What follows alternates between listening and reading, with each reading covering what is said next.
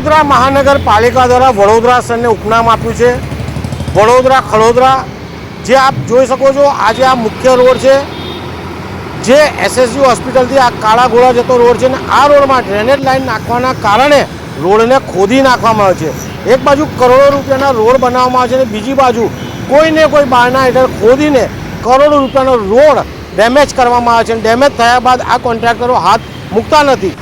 જ્યારે પણ રોડ બનતો હોય ત્યાં બનાવતા હોય એ પહેલાં તમામ વિભાગોએ સંકલન કરીને રોડ બનાવવો જોઈએ, પરંતુ અહીંયા રોડ બનાવ્યા પછી ગટર લાઇન, પાણી લાઇન, ગેસ લાઇન બનાવે છે, જેથી કરીને વડોદરાને ઉપનામ જે ખડોદરા મળ્યું છે અહીંયા આજે સાર્થક થાય છે।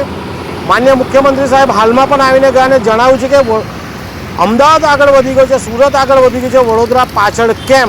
તો વડોદરા પાછળ હોવાનું મુખ્ય કારણ છે આ ખાડાના લીધે વડોદરા શહેરમાં પ્રાથમિક સુવિધાનો અભાવ છે। આ જાડી ચામડીના સત્તાધીશો અને અધિકારીને વિનંતી છે કે કોઈ પણ રોડ ખોદતા પહેલાં 100 વાર વિચાર કરો।